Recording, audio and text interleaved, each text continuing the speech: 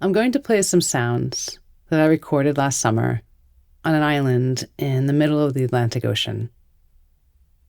I had no idea what kind of creatures were making the sounds. It started at sundown and lasted all night.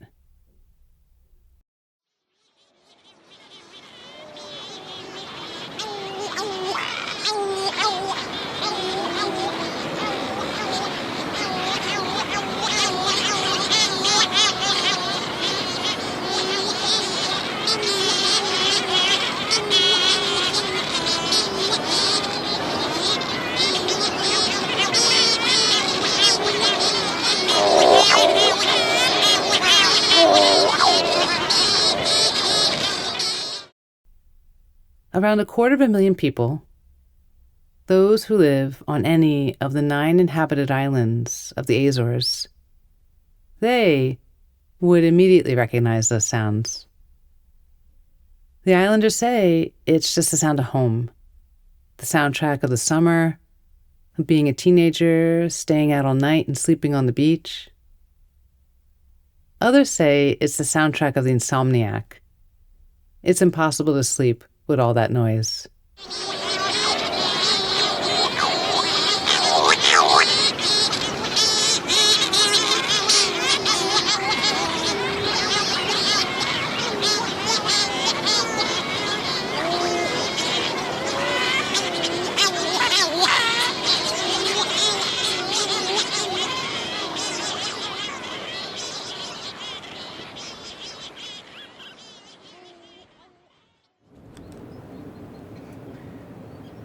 Oh, coitada, fazer ninho no plástico. Lixeira. It's garbage there. So do you think she had an egg and then... No. I think this one is just chill. Como é que está então? Looking, ok. D12, adulto ovo. Adulto ovo. D13, adulto ovo. 14, estás a ver, não O é? 14 está vazio. Vazio.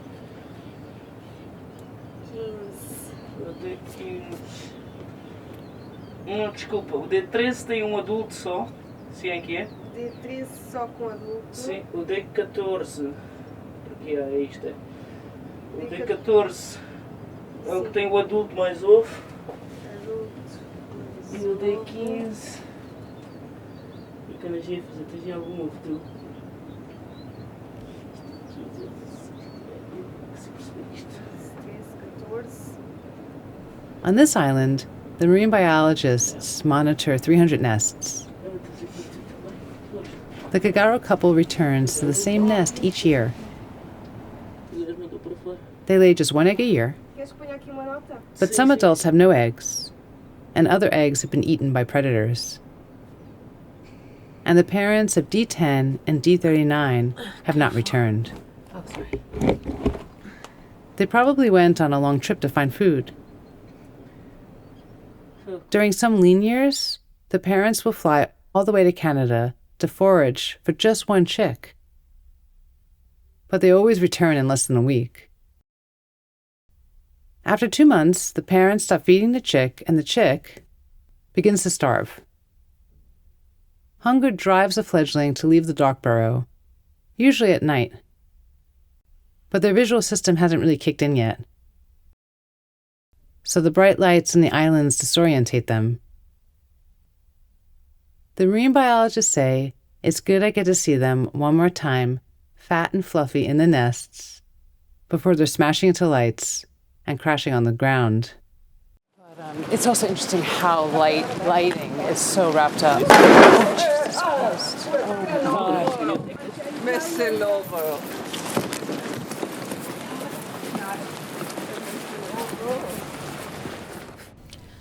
Nous avons une cagare posée sur le sol.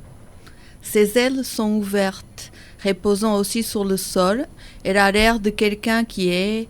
sa respiration est lente, comme si elle avait mal. C'est une tentative de respiration profonde, mais lente, d'un être blessé ou souffrant. Elle a un aspect apparemment paisible. dans le sens où elle n'est pas dans un état normal, tu sais, comme si elle n'était pas complètement elle-même ou qu'elle essayait de comprendre ce qui lui arrive. Le sol est gris, la lumière reflète sur le béton. C'est presque une image camouflée, car les couleurs du sol se mélangent avec celles de la cagare. Il y a aussi de l'eau sur le sol, et elle continue avec cette même respiration. Inspire, expire, inspire. Cela semble être une respiration courte. Elle inspire et expire, s'arrête. Inspire, expire, s'arrête. Inspire, expire, s'arrête.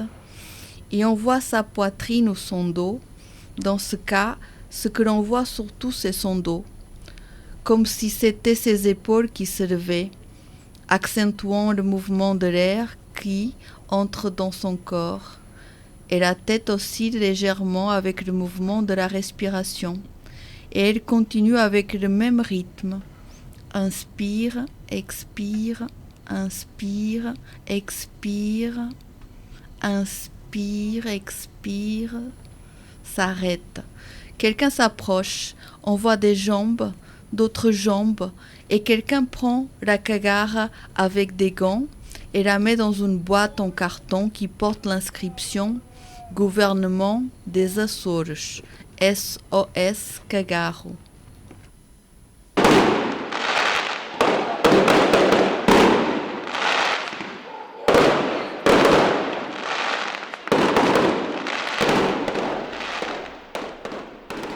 On a tiny Azorian island, on the eve of Mary's Assumption into heaven, a bottle of whiskey is auctioned off for 3,000 euros. The marine biologists tell me that the money goes back into the community. They hand me a program for the day's activities: church procession, fireworks, food. I'm hopeful about the food. Maybe they'll slaughter the goat I saw tied up last week. Maybe I'll be privy to a culinary miracle that floats up once a year along with Mary's Assumption into heaven. Regardless, I'm looking forward to not eating at the restaurant tonight. The restaurant of shame. Only tourists and people without friends on the island eat dinner there. I don't think the islanders really want tourists here, and nowhere do I feel this more acutely than at the restaurant. You can just about taste the resentment in the potatoes. Once the fireworks are over, we'll hike up to the nests and take the GPS devices off the cagaros, the marine biologists say. It's going to take all week. Adult cagaros don't crash into lights, but the marine biologists want to understand if lights delay the arrival of the birds to the nests. So the village agreed to a blackout every other night for a week. Do the adults return to feed their chicks earlier when the lights are out? In order to find out, one parent in each nest is wearing a GPS device that tracks their arrival. Cagaro parents have 50-50 childcare. So when one parent is out foraging, the other parent stays in the nest, and then they switch. So tonight, the scientists have a 50-50 chance of recuperating a GPS device from each nest. I arranged to meet the scientists in front of the azulejo at midnight. Unless the rain delays the fireworks, they're being launched right from the cagaros colonies, right in front of the nests, and we don't want to get ourselves killed.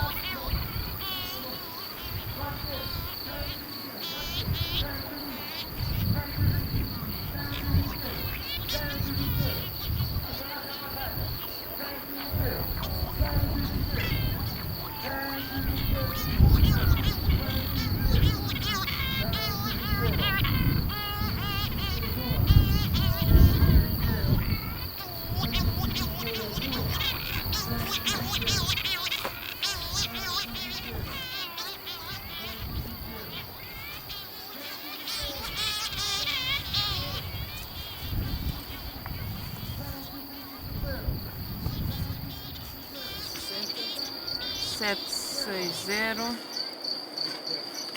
Agora vou tirar o GPS agora. Yep.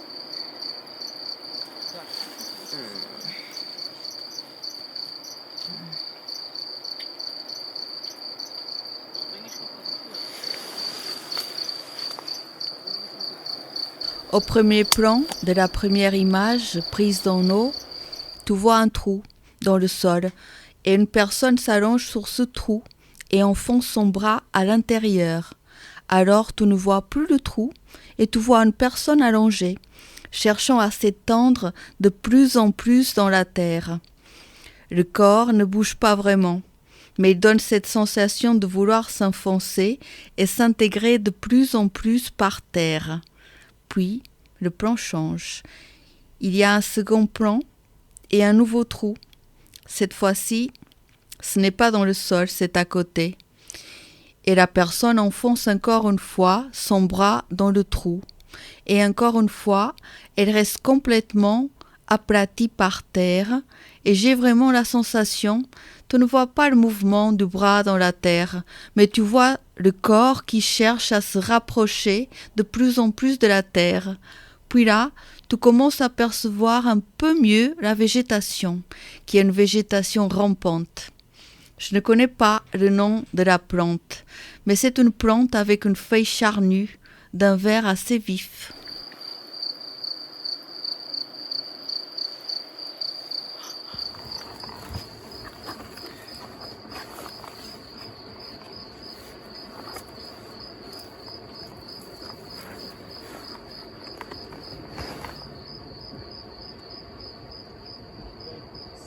Tem cria. Ouviste? 108 tem cria, mas não tem cá adulto.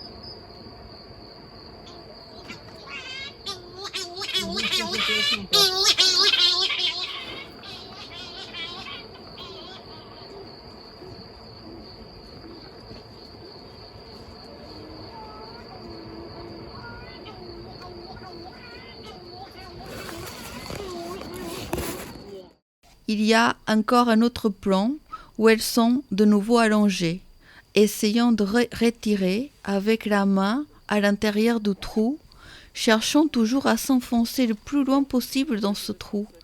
C'est curieux, parce que le corps reste assez statique, mais on ressent cette pression du corps, ce désir de s'enfoncer de plus en plus dans la terre, et là, elles décrivent un peu ce qu'elles font. L'une d'elles a réussi à toucher l'aile, par exemple, et ensuite elle parvient à retirer la cagare du trou à ce moment-là, et on entend un peu le son de la cagare. Et elle observe la cagare, la regarde et puis la remet à l'intérieur. Voilà, de manière très succincte, ce dont je me souviens de cette première vidéo.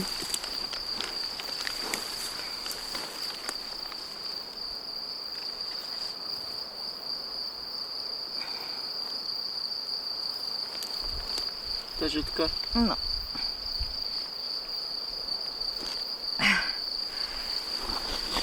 No. Merde. Well, another thing is let's leave him be. And in the end, because we have to pass through that one over there. Yeah. When he came through the trail, maybe he is a little bit Closer.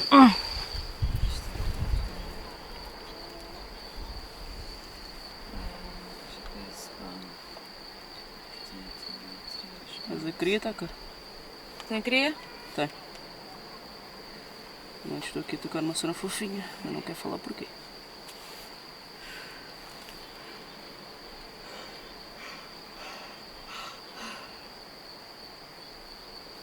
Já me mordeu e tudo.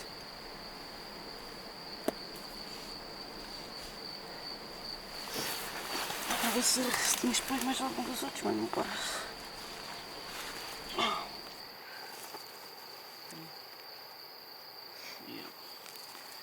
Hoje eu não vi GPS nas costas. Não tinha. Tinha GPS? Tinha? Não, não tinha. Eu acho que não. Não tinha não. Eu não, há bocado também não vi, só que essa tem uma anilha. Mas depois, estou a perceber. Este ninho não tem entrada? Yeah. Não vem. Tu vai ter que ser bicha. Quieto.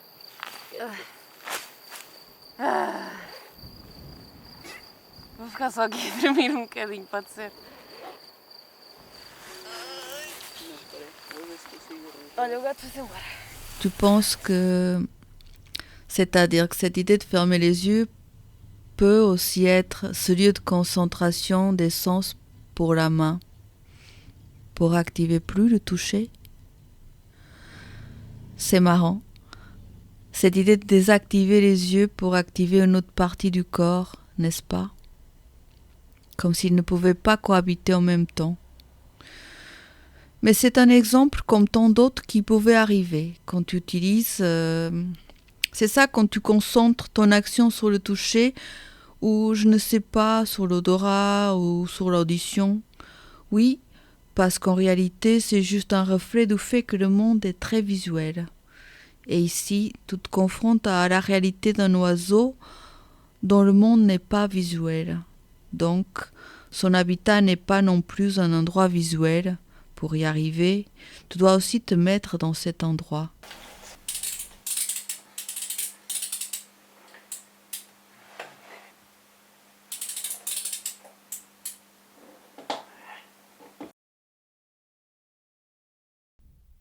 The bird vision expert says to the marine biologist, birds have a really big blind spot. It's way bigger than ours. We don't really see our blind spot. There's a mechanism in our brains that corrects it, that allows us to see a continuous image. So if the bird doesn't have that kind of mechanism, then they always have two blind areas in their visual field. But does the bird compensate? The marine biologist asks. The bird vision expert says, yeah, with fast eye movements. Fast head movements, actually. But as humans, we have a blind spot and we don't see it. Do you see a black spot when you look at me? But the Kagarosh, do they see a black spot? I don't know. We just don't know. Et ensuite, le plan est très centré sur son mouvement. Au début, elle est plus immobile. Elle fait surtout un mouvement de rotation de la tête. Elle fait un mouvement, plusieurs fois, assez latéral et rotatif, vers la gauche et vers la droite. Elle regarde autour, on dirait un mouvement continu de la tête. Mais c'est au niveau du cou que tu vois des petits ajustements de staccato. Au niveau du cou, le mouvement est très subtil, mais ce qu'on voit au niveau de la tête, c'est plutôt continu de tourner à gauche et à droite. Tu dirais que ça peut être une sorte d'impulsion nerveuse du cou, tout petit. Bon, et parfois elle change parce qu'au début tu la vois de côté. Parfois elle change de direction, mais le mouvement principal c'est celui de la tête. À un moment donné, elle lève ses ailes, elle secoue un peu la tête, mais continue à regarder. Elle regarde à gauche et à droite, et le cou fait de petits mouvements de staccato. Parfois, il va un peu en avant. Là, elle fait des petits pas, mais elle semble blessée. C'est comme si elle avait mal aux pieds quand elle marche. Maintenant, c'est vraiment accroupie, comme si elle était allongée. Le plan a aussi légèrement changé et montre plus d'herbe. Elle marche, mais continue à regarder à droite, à gauche, comme si elle cherchait. Elle recommence à marcher.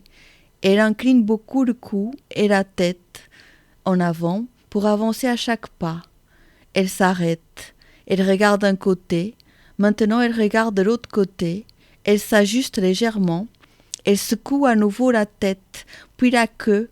Elle commence à lever les ailes. Elle élève bien les ailes, puis les ramène. Elle regarde. Elle observe.